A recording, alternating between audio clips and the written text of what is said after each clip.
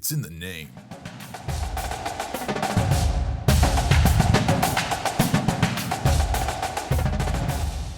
Welcome into the good old-fashioned dislike podcast where dynasties never die and hate is an extreme word, but just barely. This episode is brought to you by Collision Auto Repair Services in Killen, Alabama. If your car's on fire, that's not a good thing. If Mark Sears is on fire, well, things are rolling the right way. But if your car's on fire, put it out as quickly as you can. If you need some help with a new car or fixing the one you got, you can call Collision Auto Repair Services in Killen, Alabama at 256-272-2007. That's 256-272-2007.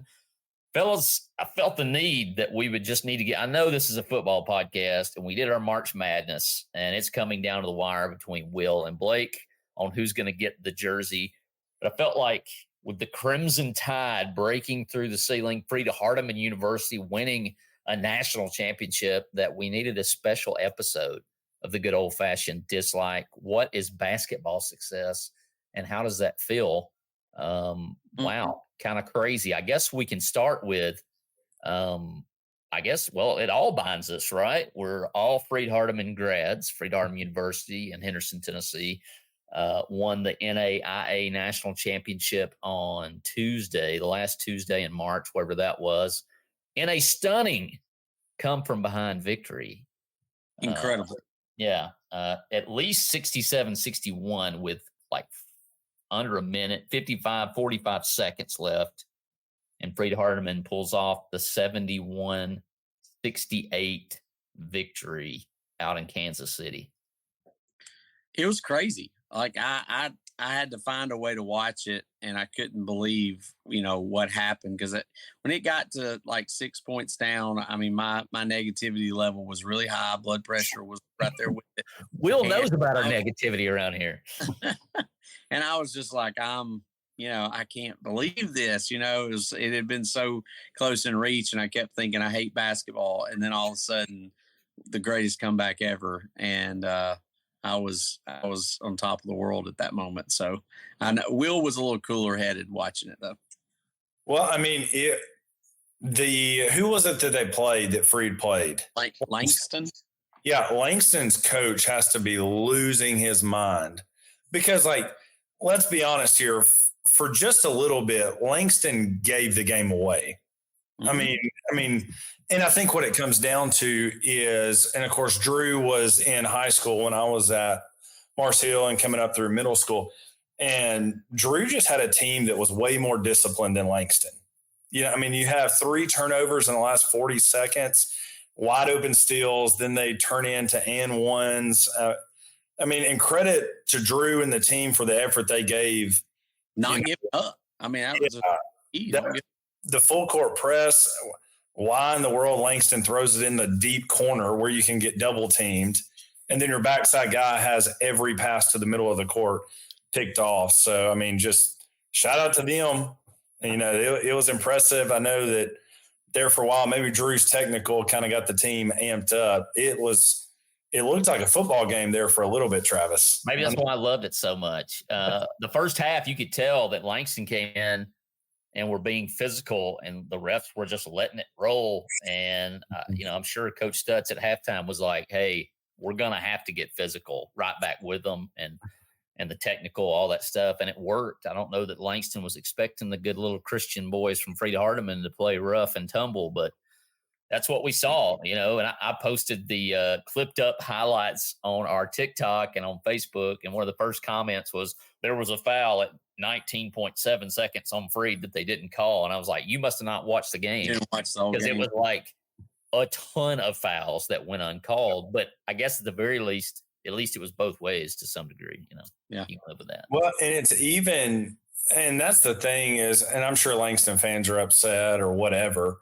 but even if that's a foul, and the guy gets 3 free throws, you still turn the ball over 3 times. Like, you had timeouts. To me, it was just poor time management on Langston and just completely undisciplined basketball. But, I guess that's why they play 40 minutes. You win. The misery of having to, watch those last couple of free throws, knowing you really have time to do anything. Those refs should have been over. They shouldn't have ever went to the line. The game's over. Don't do that to them. I think that Miles Stutz, we saw him at Lads. Yeah. He said that Langston called their last timeout quite early before all that went down. So there was no way to call a timeout and calm his guys down, talking about Langston's team. Yeah. And it came out, and, it's educating your guys on situational basketball. Yeah. Well, in basketball, 0.3 can only be tipped. So you cannot shoot it. The refs, if it is a full shot, there's no possible way it gets off. So it has to be a tip, and you're at 0.2. I mean, and you're down. Were they down 3, or how much were they down at the end of the game? They were down by 2, so 70-68. But okay, yeah. I mean, so still, you can't tip it from 87 feet from one free throw line to the other. So I hated that for the Langston guys, because you play tough and you don't want to go out on a win. Then you got to get back on the court, which was hilarious that they had to sweep all the confetti up. And then Freed doesn't even get to celebrate in the confetti. No, so it's over. It's over, guys. Done. It should have been over. Terrible way to, but NAIA ball, what can you expect from those refs? Yeah. Well, and don't forget, you were a bigger part of that team than what you give yourself credit for, Will, right? You had a scholarship to Freed for basketball. I had a basketball scholarship. There are 4 of them on my transcript. The only issue is that it says Freed-Hardeman women's basketball scholarship. Mm-hmm. And so me and several other guys got paid every year to be, I think Pat Summit started it as the practice squad, and now all your big names. I think South Carolina's crew is called the Highlighters because they wear yellow jerseys. And they actually give them national championship rings if with it, and they pay them. I think they're all on scholarship. So I do have a Freed-Hardeman basketball scholarship. It was just for the women's team. And probably back then, the women's team could have beat the men's team. So they dominated with Coach Sneal back when I was there. So I think they made 3 or 4 Final Four runs and then finally won it in 2018. So the smoothest 3-point shooters I've ever seen. Like the net didn't even move when I watched that national championship game with the girls. So, Will, as we transition over to another team that has our heart, go ahead and start contemplating how you're going to convince us at the end of this thing that Alabama is going to beat the UConn Huskies. Because I know you're Mr. Positivity, and Ben and I both are going to need some coaching up on how they can get this thing done. But I'll be honest, I had, my bracket. I have a bracket that is Bammerville. That's what it's called. It's my most accurate bracket because it is completely lined up with how Alabama's going to win the national championship. And I got 3 out of the 4 Final Four picks correct. I just need that upset win. But nonetheless, the Crimson Tide, right? So last year, Alabama is the overall number 1 seed, loses in what has become, unfortunate, a bitter tradition of losing in the Sweet 16. That team with Brandon Miller, two first-round picks, Brandon Miller, Noah Clowney, go out to a senior-laden San Diego State University Aztecs in the Sweet 16. This team rolls into the SEC tournament, gets blown out by the Florida Gators, shows up out in Spokane, Washington, along with Auburn and UAB and Samford. Was Samford out there too? I can't remember. Yeah. And wins the first round, which I picked them to do.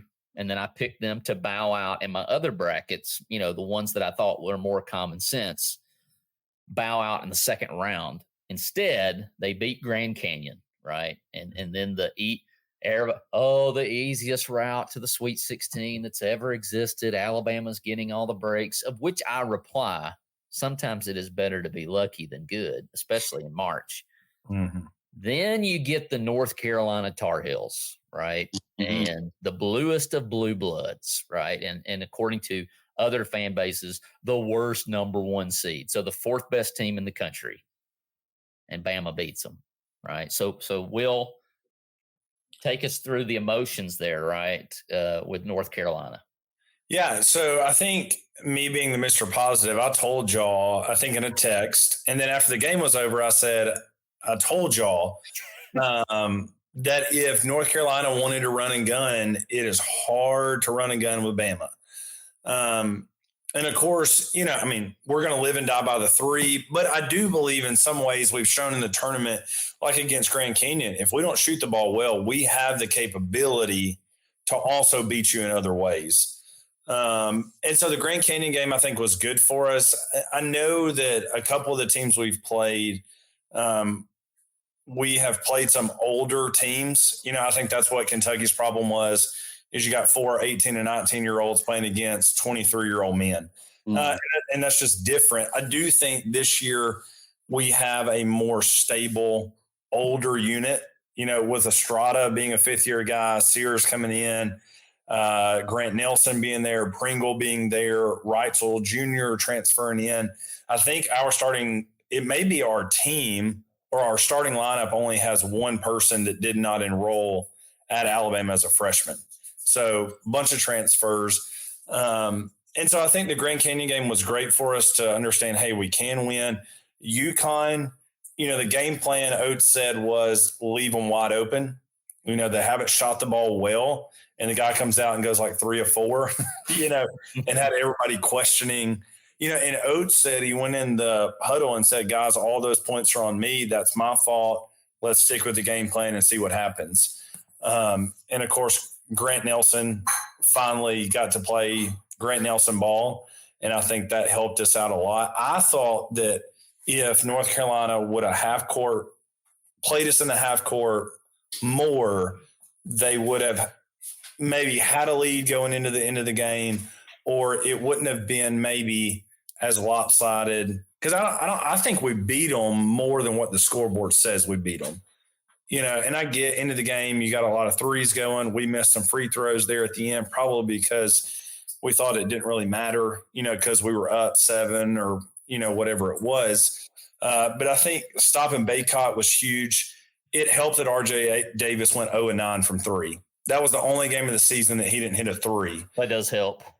We'll take. That's what I'm hoping for on Saturday, right? Like everybody, every once in a while has a bad night. UConn has not had a bad night in like a year and a half. So yeah, I know that they've had all the bad things to happen on Saturday. Ben, what do you think about that North Carolina game?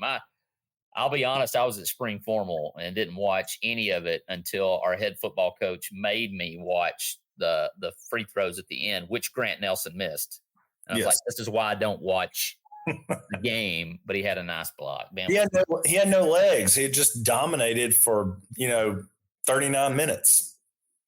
Yeah, I mean, that was nuts. I mean, just to see him, what he did, some of the moves he made and the plays he made was like, where did that come from?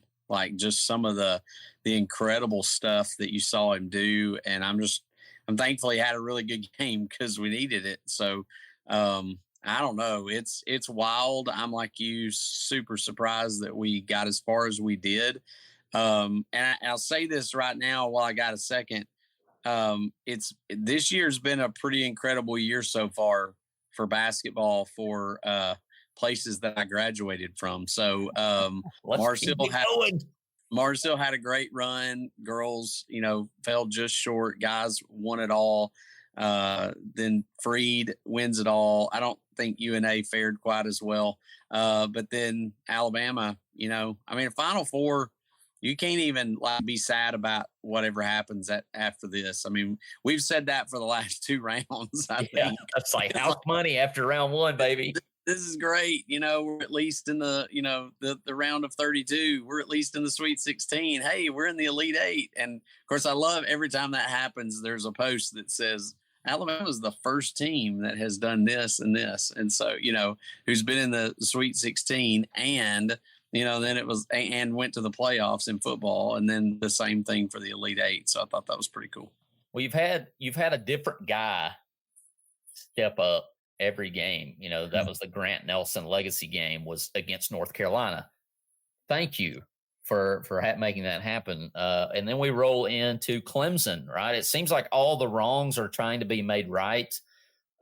through this path. We're taking on ACC, which I think is interesting because that's the one that everybody says is the toughest conference. They've got the most teams in the tournament, blah, blah, blah, blah. And then you get the, most lucky run and all this stuff when I hope the luck continues. But you get Clemson, and it's Jaron Stevenson that steps up, a kid that should be, playing against Marcel, like, at that level this year, and should probably be, by all intensive purposes, playing for North Carolina from Chapel Hill. His parents went to North Carolina. He's playing for the Tide. He comes in and hits, I forget how many threes. Of course, Mark Sears hit 6 in a row, right? Something crazy like that. Yeah, I think Sears hit 5 in a row, and Stevenson had 4 in that little stretch too. And he had done, he's done things. He's shown flashes, but nothing like that. Oh, yeah. We were down by 13 against Clemson. Come back and win. We were trying to watch it in the middle of the awards ceremony, lads, and I'm getting ready to leave, and there's like 3 minutes left on the clock. So Will and I watch it in the hallway, surrounded by a few other people. I'm sure Lindsay was excited that she had to sit there and watch with us. And then, we all screamed in the hallway, and then I ran to the car and went home. But, the cool little side story was what you sent. I guess it was ESPN. I'm not exactly sure who was doing that story and talking about, or CBS or somebody, about how the announcer, Chris Stewart, had so many health issues, and then, gets to call the first Final Four appearance, berth or whatever, and then played that soundbite. And he just does so awesome with that. So I just thought that was cool. Yeah, and so that leads us, first of all, just talk about the Final Four. Like, that's crazy talk. Alabama becoming the second university college team to have a team play in the college football playoff Final Four, and the basketball Final Four in the same year. Michigan State did it a few years ago, 2015, I believe. And so Alabama returning the favor, and they'll be in Arizona to take on UConn. But man, something, I'll be honest, I never thought would happen. And once again, I'm negative Nancy in comparison to positive Polly over there, Will Mahan. It was one of those things that, once again, I haven't watched any of it live because I'm scared, just to be honest. I have anxiety. They have to let go of that ball and dribble, whereas in football, you can tuck it away and kind of put both hands on it. And so we head to Arizona to take on UConn. But yeah, the Final Four just seemed like a dream. Seemed like it was something out there that we would never get a taste of. I think of the great teams: Latrell Sprewell, Robert Ory, Hollywood Robinson. I watched growing up thinking they were just the best basketball players ever. Beat Shaq, once or twice. Robert Ory goes on to be Big Shot Bob. He's got NBA rings out his ears, but couldn't get past the Sweet 16. 2004, we get to the Elite Eight randomly, it seems like. And March Madness just seems to be random craziness. I guess that's why it's called March Madness. Yeah, I think there is definitely some people to watch in the Final Four. For those that haven't been keeping up with it, Zach Edey of Purdue. That's going to be, the 7'4" guy who just came out saying he's taking receipts on every coach that overlooked him. So in the press conference when they won the region, this was the first time he's really said, I'm him, I'm that dude. And I can tell you that Rick Barnes overlooked me, called him out in the press conference. So, he's definitely somebody that has got, some motivation based on what people are saying. I think the fan favorite of the Final Four has either got to be Mark Sears' mom, that gets shown every, minute. And definitely Sears. And I don't know if a lot of people have heard that the summer after his freshman year at Ohio, he went in and shot 15,000 threes that summer. As he said, I want to be a prolific scorer. So his big thing is elite, this idea of being elite, it's all about hard work. So I think a lot of people have kind of fallen in love with the underdog story with him. Then there's the DJ Burns Jr., the big lefty, baby Shaq of NC State. Going to be a phenomenal battle between him and Edey, because two completely different styles of play there. And they didn't call any fouls on Burns with NC State, and the refs have a man crush on Edey for the whole season. So it's going to be interesting to see who goes there. And then, I mean, UConn, I was listening to Pat McAfee today. They've covered every single game over the past 15 games. They've covered the spread. And so they went on the 30-0 run, which I don't know why in the world the Illinois coach isn't calling timeouts or do something. I don't know what's going on there, but that's unheard of to go 30-0. I think they've been up by 30 in every game in the tournament at some point. Yeah, I think that there's some unbelievable stats going. First in the bubble. Going there. The other thing that I was reading about was all the teams that UConn's lost 3 games. And the 3 games, one was to Kansas, one was to Seton Hall, and I forgot who the other one was. And the teams that ran it and lived by the 3 were the teams that beat them. So, there is some hope there, I think. Their guards are going to go nuts on Sears. I mean, that's going to be a huge thing. I think it's going to have to be, if we get Reitzel back, I think that's massive for us, because he's shooting over 40% from 3. And then I think probably Pringle, Stevenson, Diabate, some of those dudes have just got to show up. They've got the 7-1 guy. I think I forgot his name. UConn does, that is just unreal too. We'll be very acquainted by Saturday night at some point. So he's going to be really good. But I mean, the spread right now is 11. And I think Clemson's coach said it really well, is if you're up 15 on Bama, you're really up 7, because they can get back in the game so quickly. I think that what y'all said earlier, we're playing with house money, and UConn has everything to lose. And I think Oats is that guy that's just going to go out there and go, hey, we're going to fling it up there, and we may lose by 40, or we may shock the world. So let's go shock the world. Nobody, I was telling Ben this today at lunch, when they reseeded the Sweet 16, I think Bama was last. They reseeded the Elite 8, Bama was last. Yeah. And they just reseeded the Final Four and put Alabama last again. So I'm like, no one believes in them. So why not? I mean, it's just, it's truly set up to me to be the underdog story. And sometimes that just happens. And the way that Sears and Estrada, because they've been tweeting after every game, nobody loves us, nobody cares about us. And it's kind of like what Harbaugh did with Michigan. You got the better team, but everybody's disrespecting you. Well, like, I truly believe everybody has disrespected Bama, and maybe for good reason. Throughout a lot of the games we played this season, is we could go beat anybody in the country, or we could go lose to anybody in the country. Well, compared to the last 3 teams, we don't have Nephilim on our team. They've got 3 guys that are massive. And like every one of the teams has, and you were like, Edey may be that guy. Well, it's not hard to be that guy when you don't need a ladder to cut the net down. Like, you have to grab the ball and barely jump and dunk.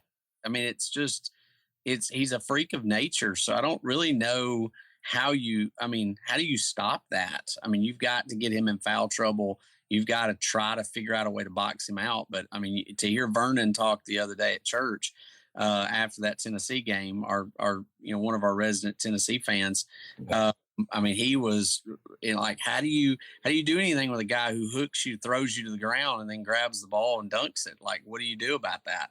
And they don't call it. So I think he's going to be tough. NC State, if I heard Mike right today, shouldn't have even been in the tournament. They wouldn't have been in the tournament had they not won the ACC tournament.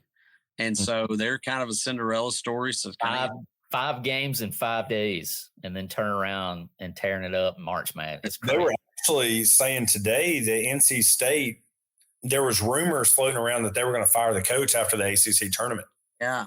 Yeah, I think I'd heard that. So. Take them on the run. I also have a question of what's the impossible. How do you overlook Zach Edey? Like that would take at least a 10-foot ladder, right? You'd have to climb that bad boy. I don't think Barnes is that tall, but nonetheless, I think the mentality is key, right? If Alabama goes in, hey, we're happy to be in the Final Four. It's wonderful to be here, and it's going to be hard because I'm that way, right? We just basically said we're playing with house money. Woohoo! It's happy to be here. We'll take the T-shirt, the hat, but we're not playing. If they show up and they go, what have we got to lose? Let's play out of our minds. Let's play relaxed. Let's shoot the fire out of, no telling what can happen. I mean, obviously, I'm not expecting that, but hey, why not? The other thing, like Caitlin Clark, we'll be fine. No doubt. There was an interesting thing that was said too on you're going in and they're playing at a football stadium. So they said the real question too is UConn has been there, played in a football stadium before. They probably understand the depth, the depth perception of things, but they said it still does really mess with you for a little bit, especially when you throw fans in. So it's like, you do have some of those things and the distractions. And even Caitlin Clark said it today. You mentioned her. The women's tournament, they play a lot of home games. And so like their first 2 to 3 rounds are all at the higher seeds home court. And she said, I hated playing in front of the home court because there was so much pressure. And she said the teams that were coming in had no pressure.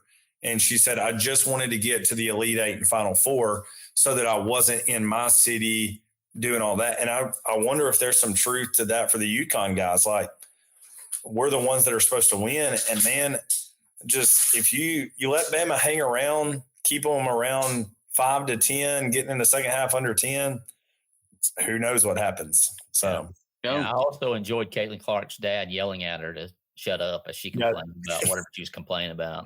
Way to go, Dad. Way to go. You give us hope, Dad. You do. Thank you, Clark.